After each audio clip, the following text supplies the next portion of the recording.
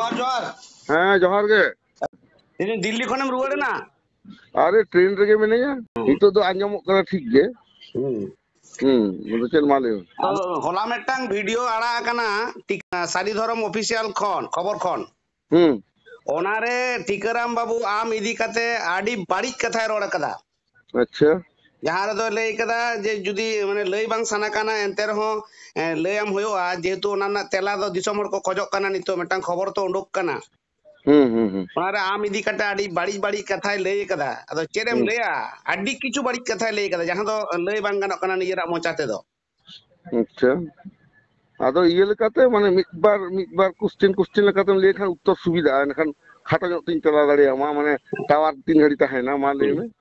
उनी उनी लई कदा जे सुबोध होयो कनाय नुई दो मिड नंबर धंदाबाज हर आम दो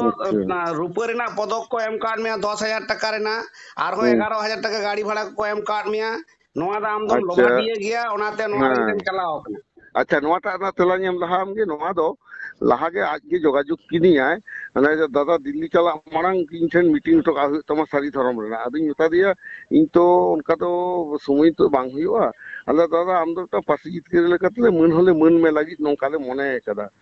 आदिन लेदा किंतु इन दो अंतर हो बन टाइम दरे कारण उनझिल तो आपे ओंडे दो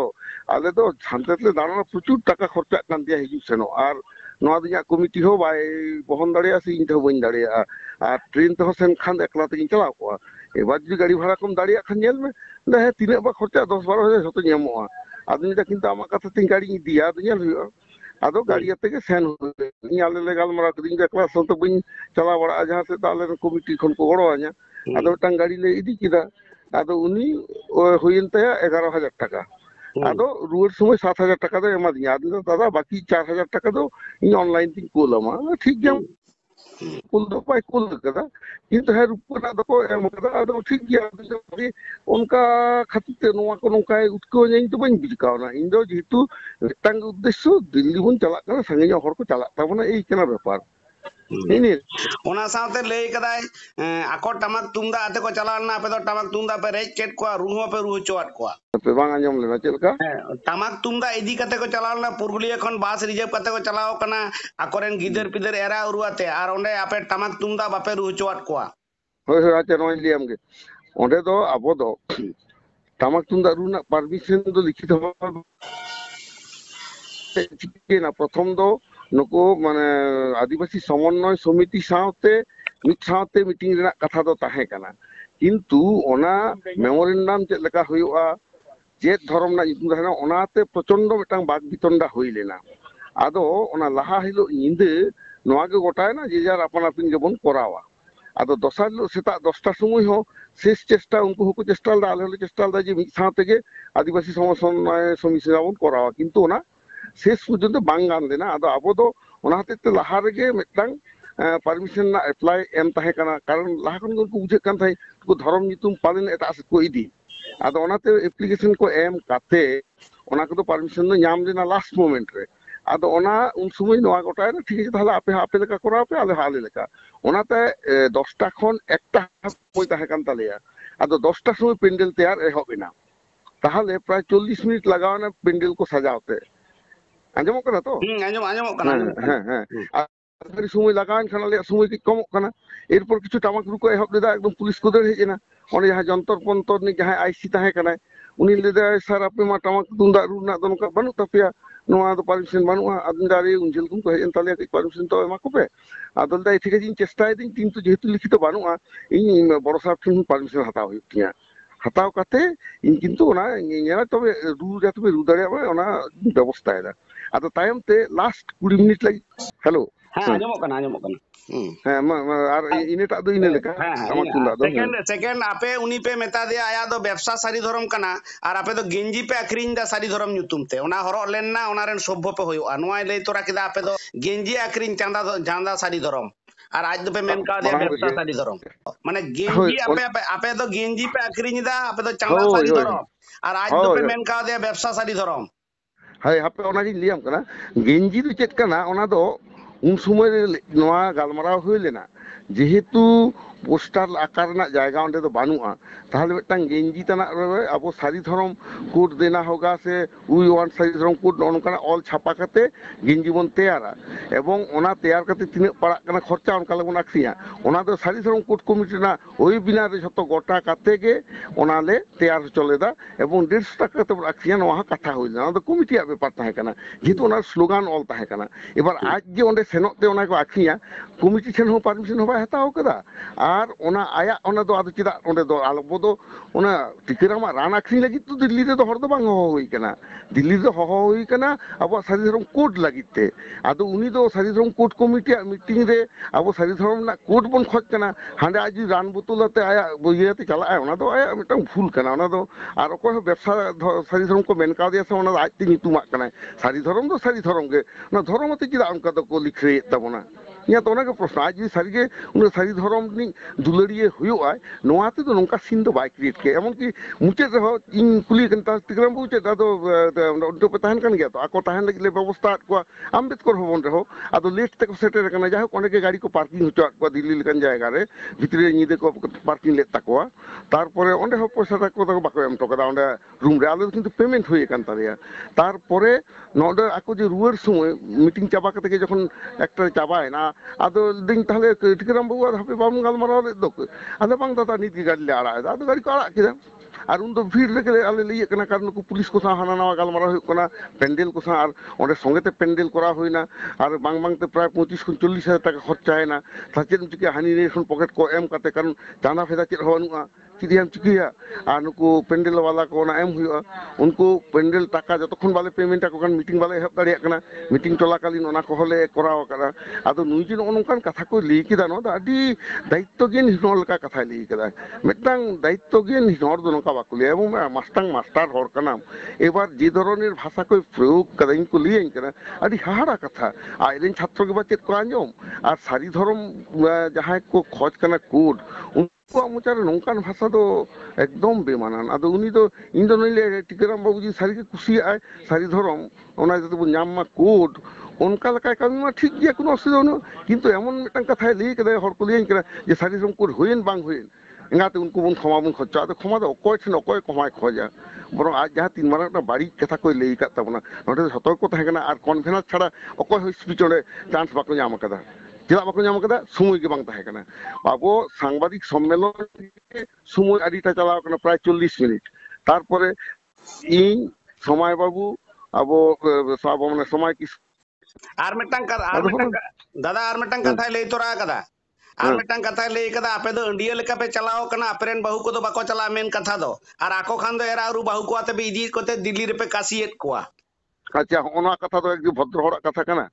इंडिया लेकाले चलाव कना एकलागे बाहु बाले दी काट कोआ अच्छा ओना कथा ना माने तो चेद आदो आम दो बास्को आगू कदा बाहु दी कते ओना जिजार बेपार चेद आले साथे तो मिद बार हर दो बाहु तो कोई दी काट कोआ कोनो असुविधा हुई कना आदो आले जतो हर के बाहुआते सेन हुई तले ओना की टिकेराम हेमब्रम इच्छे लेकाते से उनिया निर्देश लेकाते एक्चुअली उनिया चेत कना 3 दिन खन सारी धरम आंदोलन का के कुलियम से इन आमा तालाते नोना लई सराइन कना 3 धा गवर्नमेंट ठेन मेमोरेंडम एम कदा सारी धरम कोड लगिते ओका करे एम कदा এবং গভর্নমেন্ট সেন 3 ধাওতে নোয়াতে আকো কো সেন হেজ কনা চিঠি কো এম কদা ডেপুটেশন কো এম কদা আদো আলে সাথে চিরা কন্টেস্ট দাওনা বই বুঝুদা যে উনি চেতা ইচ্ছে এবার নয় যে ইয়া মানে ইলি সারহাও লিলি কিরা আরে বো সুবুধ হতা আমদম সারহাও কিদে বাম সারহাও কিদে ওর সাথে সম্পর্ক ওনা কো কথা নোয়া কো তো আড়ি বাং ঠিক কথা কানা আবো তো দায়িত্বশীল হওয়ার বেটা শিক্ষক কানাম teachers are the architect of nation মানে শিক্ষক কো যত কিছু শিক্ষণের কথা কলিয়া অনে অনকা কাশি পিয়া কো উমুকিয়া কো নদম টাং অশ্লীল শব্দ কলি কাতে সমাজ ওনা সাথে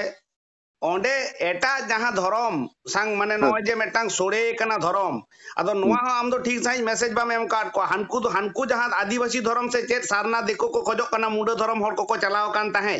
उनको दो झंडा को ओटांग दाड़े कावदा मेनकान आम से आपे सारी धरम रेन हर को दो से कोड कमिटी को दो झंडा हो बापे ओटांग चो काट को बापे उडो चो काट को मेनते टिकराम बाबू ले कदा आदो आंजो में ओना हते तो भूल कथा वो सारी धरम ना चेत झंडा ओटांगा ᱤᱧᱟᱹᱜ ᱡᱤᱱᱤᱥ ᱦᱩᱭᱩᱜ ᱠᱟᱱᱟ ᱱᱚᱝᱠᱟ ᱵᱚᱠᱟ ᱞᱮᱠᱟ ᱪᱮᱫᱟᱜ ᱠᱚ ᱨᱚᱲ ᱮᱫᱟ ᱢᱟᱥᱮ ᱞᱟᱹᱭ ᱢᱮ ᱥᱟᱹᱨᱤ ᱫᱷᱚᱨᱚᱢ ᱟᱵᱚ ᱡᱟᱦᱮᱨ ᱨᱮ ᱡᱚᱠᱷᱚᱱ ᱵᱚᱱ ᱵᱚᱸᱜᱟᱜᱼᱟ ᱠᱳᱱᱳ ᱡᱟᱦᱟᱸ ᱠᱚᱯᱮ ᱧᱮᱞ ᱟᱠᱟᱫᱟ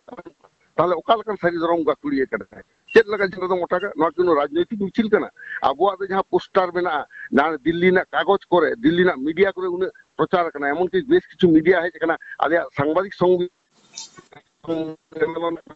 ᱱᱚᱣᱟ ᱠᱚ ᱠᱟᱹᱡ ᱯᱨᱚᱪᱟর ᱠᱟᱛᱮ ᱧᱮᱞ ᱛᱟᱵᱚᱱ ᱯᱮᱥᱮ ᱵᱚᱭᱦᱟ ᱱᱚᱣᱟ এমনকি ভাইরাল আকাদালে চেত মেমোরেন্ডাম রে সাবমিট করা ওনারা কি ᱧᱮᱞ তাবন পে এত দায়িত্বশীল নাগরিক লেখা যদি পে কামি কেতা বনা ভাই ইনতে অন্তত আম চিতারে প্রতিও বিনা আম নওয়া কো ᱧᱮল মেসে আলে চেত চেত মানে এম আকাদা মেমোরেন্ডাম রে চেত চেত ইন হই নুমা বাবুই লই কাদা মদন বাবুই লই কাদা সুচল বাবু এবং আবুই পনত বৈদ্যনাথ বাবু জাস্ট ᱱᱚᱜᱼᱚ ᱠᱟᱛᱷᱟ ᱠᱚ ᱠᱟᱹᱡ ᱦᱟᱛᱟᱣ ᱠᱟᱛᱮ ᱟᱲᱟᱜ ᱛᱟᱵᱚᱱ ᱯᱮᱥᱮ ᱱᱚᱣᱟ ᱠᱷᱟᱱ ᱠᱚ ᱵᱩᱡᱷᱟᱹᱣᱟ ᱠᱟᱨᱚᱱ ᱴᱤᱠᱟᱹᱨᱟᱢ ᱵᱟᱵᱩ ᱫᱚ ᱡᱟᱦᱟᱱᱟᱜ ᱜᱮ ᱫᱩᱠ ᱢᱮᱱᱟᱜ ᱛᱟᱭᱟ ᱠᱤ ᱡᱟᱦᱟᱱᱟᱜ ᱤᱭᱟᱹ ᱟᱡ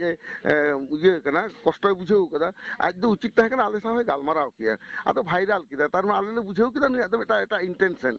ᱢᱟᱱᱮ ᱚᱱᱟ ᱱᱮᱜᱮᱴᱤᱵᱷ ᱵᱟᱝ ᱢᱮᱱᱟᱜᱼᱟ ᱱᱩᱭ ᱫᱚ ᱚᱱᱠᱟ একটা নেগেটিভ রে খোঁজ কানা যে নোয়া লই কাতে এটা ভাগি হড় বিরুদ্ধে উল্টো পাল্টা লই কাতে আজ মেটাঙে ইয়ে মানে বিখ্যাত আয় অনকান কিছু হড় মেনা কোয়া হ্যাঁ ননকান বেশ কিছু হড় আবো সমাজ রে কিছু মেনা কোয়া যাহাই দো সব সময় সমাজ না বাড়ি তে হাইলাইট কাতে আকো মেটাং টিআরপি গাতে কো বাড়াও লাগি দো কানা অন্না কো টাং বাড়ি জিনিস হই কানা আর কি আর মেটাং কথা লিয়াম গে হ্যালো আঞ্জম কানা আঞ্জম কানা দাদা আঞ্জম নয় পিএইচডি সম্পর্কে তেলকা হড়ে প্রতারণা কোয়া আজ দো কোন ডিগ্রি আজ তো গ্রাজুয়েট হয়ে বাং কানা যতগুলো আঞ্জম কাদা আর পিএইচডি মানে গবেষক তো উনকু কো মেতা কোয়া ফার্স্ট আম তো এমএ পাস তাহেন তামা কোনো মেটাং বিশ্ববিদ্যালয় রে ডক্টরেট না এমএ রিসার্চ না তা রেজিস্ট্রেশন তাহেনা কোনো মেটাং প্রফেসর আমে গাইড মিয়া এবং আমার গবেষণা পত্র না নিতুম তাহেনা ওনা থিসিস কো লইদা চেত কানা চেত তেরম গবেষণা কাদা ওনা কো তাহেনা আজ ওনা কো চেত গে বানু তায়া আর লিও কানা বিশ্ব সারি ধরম গবেষক নন যে প্রতারণা নোয়া আন্ডার 420 রে উনি কিন্তু কো ইন্ডিয়া আইপিসি 420 রে কো কেসা এখন চাবা আর ইয়া লিয়ে লিদা এই বিশ্ববিদ্যালয় ডক্টরেট করে ইয়া দাম আজকে হুম দাঁড়িয়ে দো গোটা গিয়ে যাম এমনি ডক্টর সুমন হাসদা কো মেতাñ কেনা আদো ইনসা কিদা এ নংকা কানা ইন তো এখন লিয়া উনি তো সুমতি হইলেন তা এখন গে ভাগিয়া আদো অনকান হট সাউন্ড ইন চে লাগি কন্টেস্টটা এখন জিনিসটা কেন ভাগি লাগি কামি হই কানা আজ অবধি ইন জন কোনো হর ব্যক্তিগত বই আক্রমণ করে ভাগি গে ইন জন ইয়ে কাদিয়া ইন তো ভাগি মনে কাতে কিন সেন লেনা আদো অনে ওনা কইলেই দা তো যাই হোক আপে নোয়া সারিয়া বাড়ায় তাবুনতে এবং পিএইচডি কো যাহা দিয়ে প্রশ্ন কই রাকাব ইদা নোয়া তো আড়ি বাং ঠিক না তো ব্যক্তিগত আক্রমণ ইন কানা ইন যদি এবার নোয়া না জবাব ইন খোঁজা আজ এম দাঁড়িয়ে আয় তো আর জবাব যখন দিন খোঁজা সিস্টেমেটিক যদি জবাব ইন খোঁজা উনি উত্তর দাঁড়িয়ে আয় কি ইয়া পিএইচডি লিয়ে তারপরে ইয়া ডিগ্রি ওকা করে চেদ কেদা নোয়া হয় লই গড কাদা ওনা সেকেন্ড আমা কাটা কি ñel কেতা মানে নিতো কি ñel কেদা ইয়া আমরা টাওয়ার বাই নাম এরকম যে ñel দা আদো ওনা কো উনকু মেতা কো পে দেখো ভাই নিজেতে হটো রে পাসি দা আলোপে আরাও জঙ্গা হ্যাঁ আম মিটাং রাগি তাহে দাঁড়িয়ে তাম যাহা কিছু দাঁড়িয়ে তামা আম দো অনকা সিস্টেম তো কামিয়া কিন্তু মাত্রা তো আলোপে অতিক্রমা মেটা মাত্রা ছাড়া ইলে খান তো মুশকিল আতো নুই তো বাং ঠিক কামি দা আজ দো সারি ধরম কোর্ট কমিটিয়া কামি আম দো বাম কুসি দাঁড়িয়ে আম দো ওনা কামিতে সমালোচনা কিন্তু ব্যক্তি কি আম সমালোচনা কো আর সারি ধরম কোর্ট কমিটির মেম্বার লেখা তো সারি ধরম টিকারাম বাবুয়া যে সারি ধরম ফাইটার গ্রুপ সে বাকো মেম্বার কানা আদো ইন চে লেখা তিন ইয়া কো অঁডে আবো যাহারে উনাগ গান নেতা কো মেনা কো 22 টি সংগঠন মেনা কো তাবনা সারি ধরম কোর্ট কমিটির যত হর বাকো সেটের কারণে উন তো মেম্বার কানা তো কো কিন্তু আজ দন কাল কথা কো আদো মেম্বারশিপ অঁডে তো বানুয়া কিন্তু সাধারণ জনগণ লেখা তো হেজ কানা ভাই কথা অসুবিধা চে তো বানুয়া আদো নোয়া রে উন রাজি না তো কোনো কারণ বালে বুঝিও দা কারণ আজ ছাড়া আর মিট হড় ওনা বিলি তাহে অনকা ওনা কো বারণ কাদে ভলান্টিয়ার নজ ওনা আলোপ করো আবো তো ফোকাস আলোপ নষ্ট হই তাবনা নোয়া তো ভাই কথা চে অসুবিধা হিনে কোকে কথা কানা আদো চে ধবাং কথা দা উনি চিদা এমকা প্রচার দা আর বাড়ি কথা কো হানা নামাই লই দা এবং ব্যক্তিগত ভাবে আক্রমণ কো আকারে গুরুপদ বাবু বাবলা লবু আর যত নুকু মরে গোটাং কনভেনার হো উনি আক্রমণে ছুটে না আদো কে দেখত কেনা আদো আজ যদি ক্ষমতা তাহলে আদি লাহার কে তাহলে কোন লাহাতে নোয়া কো আন্দোলন কে তাবনায় होना को बेपार नोआ को कई कुली ताबन पेसे जे नोआ ना तेला इन जहा को ये दा आम कुलीम सुनुई तो नोंका लेई कि था आम चेदेम लेई दा दादा मुचे रे दिसमर को आजमा नय जे मेटा नुन मारांग सारी धरम nyutuman मुन मारांग रेली होइना दिल्ली लेकान नगर रे नोहा रेना मेटान जे नापाय मेटान जॉस जहां दो जमेलाय से मेटान जुगु रेना परिवेश बनाव लेना नोंकान हो जे टिकराम बाबू लेकान हर को बोलो काटे आपे लेकान नेतृत्व चेतान रे आपे को जहां कमजोरी होयो चेत जोरी होयो दिसमर समार को सार सादली केदा ᱱᱚᱜᱼᱚ ᱱᱚᱣᱟ ᱠᱷᱟᱹᱛᱤᱨ ᱛᱮ ᱱᱚᱣᱟ ᱟᱱᱫᱳᱞᱚᱱ ᱥᱮ ᱱᱚᱣᱟ ᱨᱟᱸᱜᱟᱣ ᱥᱮ ᱱᱚᱣᱟ ᱡᱚᱢᱮᱞᱟᱭ ᱨᱮᱱᱟᱜ ᱛᱤᱱᱟᱹᱜ ᱜᱟᱱ ᱠᱷᱚᱛᱤ ᱦᱩᱭᱩᱜᱼᱟ ᱢᱮᱱᱛᱮ ᱢᱚᱱᱮ ᱠᱮᱫᱟ? देखो इन क्षति एकाल के बी मनेदा कारण दिसम हर उन्हें तो बाको बोका उनको ठीक को बुझ नामेदा अकोया अका ठेन जलाओ कारण फेट खन दिसम हर बाखान आले होते उन्हें लहा खन दो हर दो बाको हेज कोन तो हिजुक कान ताबोना एवं दिसम फुरगेल काते नय तेहें 78 बछर बन लेबेट अकादा ने प्रथम भारत ना राजधानी रे आबुआ धर्म सारी धर्म इदी काते झंडा बन अटांग दाड़ी का झंडा तो चिंता माने रियल अर्थे झंडा एक्चुअली फिजिकल झंडा तो बांकान रहो जितके चिरगेम ले दाड़िया जे आबुआ ओंडे धर्म जे सारी धर्म कना धर्म पुथी जमसिम बिनती कना मारांग बुरु जाहेर रा मोरे को तुरी को बोंगा को बुरु कान ताबोना को आबो जाहेर बन बोंगा नोआ ओरे और पाटन रे लई कदा एवं शुधु लई दो बांग सांबादिक सम्मेलन काते एवं गवर्नमेंट ऑफ इंडिया आले राष्ट्रपति ठेन ले सबमिट कदा ना ये मेमोरेंडम प्राइम मिनिस्टर ठेन ले सबमिट कदा स्वराष्ट्र मंत्री ठेन सबमिट कदा मिनिस्ट्री ऑफ ट्राइबल अफेयर्स ठेन और ये ठेन दो रजिस्टर जनरल सेंसस कमिश्नर ठेन दो मेल काते ले कूल केदा এখন নয় যে নোয়া করে কুল কেদা আলে কিন্তু ওনা ভাইরাল হই কেনা ওনা চেক মেমোরেন্ডাম সাবমিট হই কেনা এবার নোয়া কো জিনিস চেতান তো টিকরাম বাবু তাকে তো বাকু কুলি লিয়া এমন কুনি তো লিকে দাদা দেশে নোয়া না মেটা কপি এমালেপে তুমি যদি সিরিয়াস যদি নয় করা কে ভাই কোয়া আদে ইনি মানে দি সমস্ত সান্দেশ তো নিয়ে যে আপনি তো প্রতিও দহয় তাবন পে যখন দিল্লি বন সেটের দাড়ি কাওদা দিল্লি দরবার রে আর বন সেটের আদে নোয়া হলে লে উত্তর কাদা দাঁড়া এখন সেপ্টেম্বর রে আর মারাং বন ইদিয়া যেহেতু নিতো তো একাল সারি ধরম মতো সারি ধরম সন্তার কে বন চালা কাজে লাখন সিদ্ধান্ত বন হাতাও দাঁড়িয়া আর নোয়াটা নিয়ে ধাবে তার রেদো ওনা আদি সমস্যা তাহে কানা মিত সাথে প্রথম আদিবাসী সমন্বয় সমিতি মাধ্যম ते चला हुई कान थाई तापरे डाहार दो चंगायना इने हिलो 27 तारीख नींदे जखन बांगले गापान दाड़ियादा टिकेट ओना हाका हाकी हुईना आम्बेडकर भवन ना कॉन्फ्रेंस हॉल रे नींदे बेड़ा ओंडे हतो टिकिराम बाबू तकुन दो बाको सेटर कना उनको दो बास तक हिजु कान थाई देरी कना को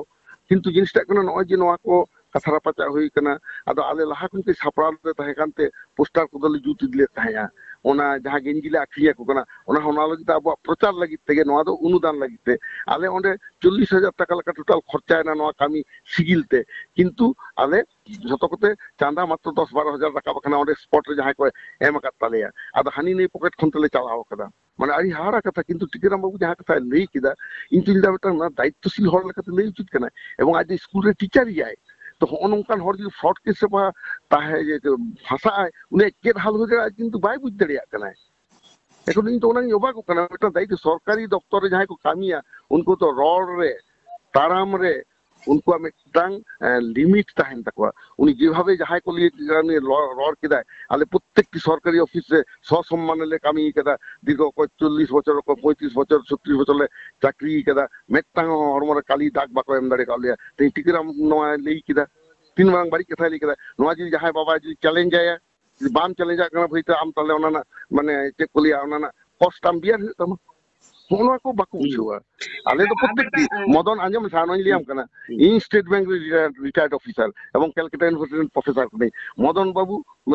इंश्योरेंस कंपनी रिटायर्ड ऑफिसर अब सुखचार थरेन उनी हो bank retired officer Nooyi are या बुझी हो समय किसको हो एफसीआई नि मेटा रिटायर्ड ऑफिसर नुई बुद्धनाथ हांसदा हो रिटायर्ड टीचर जतो नोंकान हाईली क्वालिफाइड एवं समाज ren गण्यमान्य हर साता থেকে কেউ কামিদা আদো নুকু আতে নংকালি না মানে দুচে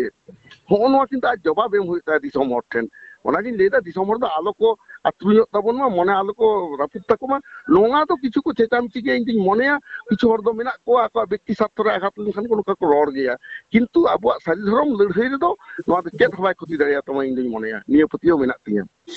দাদা আডি আইমা সারাও আর মা জোহার টিভি দিসম পাটা সে কোন আচ্ছা আচ্ছা নাপাইতে রুয়ার তাবন পে আর আপে সার কো সাগুন কো মা